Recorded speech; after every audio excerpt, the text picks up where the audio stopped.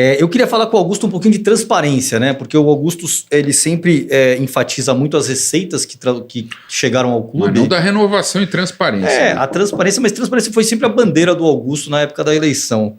E um pouquinho desses custos do Corinthians, né? Você acabou de falar que cobra das suas diretorias uma economia de cerca de 20% a 30%, mas a gente pegando a RCE esse ano, a gente pegando a RCE, uma projeção de fluxo de caixa que Conta foi juntado... que é RCE para quem não sabe. O regime centralizado de execuções, o Corinthians apresentou para o juiz uma projeção de fluxo de caixa, e aí você se depara com números como um aumento das despesas ordinárias em 9%, 9,5% projetado ano a ano, que é bem diferente da economia de 20% a 30%. Ao mesmo tempo, o Corinthians não publica no seu site, desde setembro, os balancetes mensais. Mas eles estavam sendo publicados mês a mês. Sim, mas tem auditoria, isso no site. Tem auditoria que agora tem que ser... no site, só estou falando do site. No site vinha sendo publicado mês a mês, parou de se publicar a partir de setembro de 2024. Terceiro ponto, existiu todo um relatório do CORE também, que é um órgão oficial do Corinthians, que questionava uma série de contratações que foram feitas na sua gestão. Quando a gente fala em transparência, o que o Augusto poderia melhorar em relação a como o Corinthians agiria em termos de custos? Né? Porque quando a gente pega os documentos que são levados à justiça, eles mostram números bem diferentes do que se promete em termos de eficiência dessas diretorias. Não, primeiro o CORE nunca cobrou nenhuma contratação nossa diferente, nunca foi cobrado. Não teve ata de outubro que nunca teve nenhuma cobrança, nunca teve nenhuma cobrança em termos de contratação, mesmo porque as contratações são muito transparentes, são com toda a lisura possível. Nunca teve isso, ao contrário.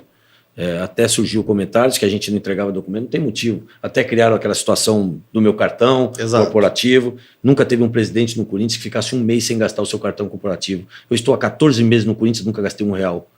E até fui taxado como demagogo no conselho por ex-presidente, por algumas situações que eu tinha que gastar.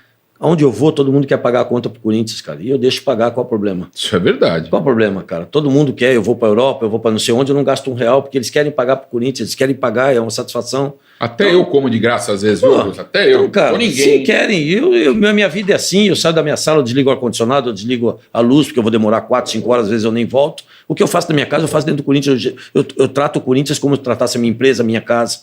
Por isso que está dando muito certo e a gente está tendo grandes economias. Agora, nunca houve isso. E a outra que você falou de números que foi para a RCE, é diferente. Né? Que na RCE não foi nada diferente. O Corinthians projeta um incremento de custos ordinários ano a ano em torno de 9,5% a 10% na RCE.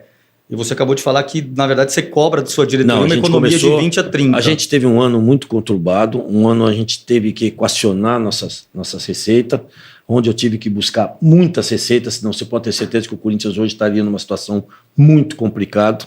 E era meu desafio, minha obrigação buscar essa receita para a gente poder pelo menos colocar os salários em ordem, que é o que a gente vem fazendo, e conseguir pagar as prioridades. E daí para frente a gente começou a montar um sistema no qual esse ano a gente está trazendo para esse ano todo esse trabalho, não só de reestruturação, de economia, que a gente está dando meta para os departamentos, porque a gente entendeu toda a situação e vimos aonde a gente tem que tirar agora. E é o que a gente vem fazendo.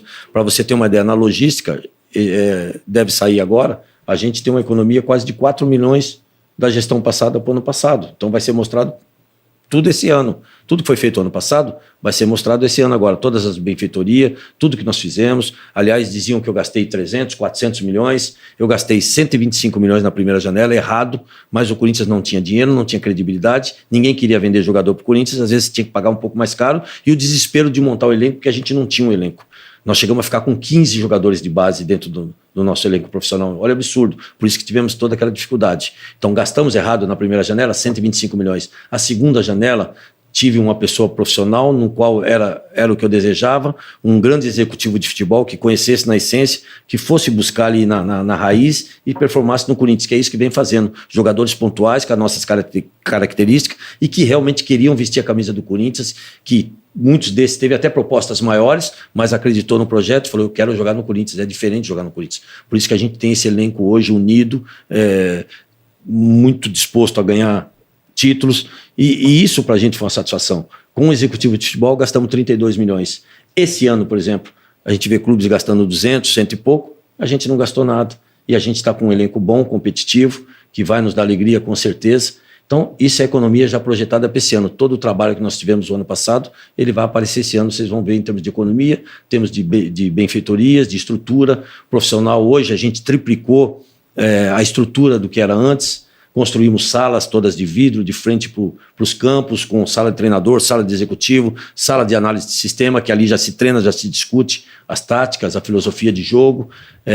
Se viajava com um massagista, com um fisioterapeuta, hoje se viaja com 3 massagistas, com 3 fisioterapeutas, com macas, a gente recupera os atletas todos ali dentro do vestiário, a gente chega a ficar 2, 3 horas dentro do vestiário, viaja a madrugada inteira, tudo em voo fretado, a gente chega aqui 2, 3, 4, 5 horas da manhã, 6 horas da manhã, quer dizer, um trabalho incansável. Hoje a gente não tem um atleta no DM, nós terminamos o ano numa dificuldade em todo sentido, não tivemos um atleta lesionado, ou seja, toda uma estrutura profissional, você pode visitar lá, um prazer, vocês vão ver a estrutura que é montada hoje e gerando economia. Hoje a gente tem um grande elenco com quase a mesma folha de pagamento do que nós pegamos da gestão passada. Então, são estruturas que nós estamos criando e hoje uma cobrança muito maior nos departamentos para que dê essa economia para a gente a partir de agora.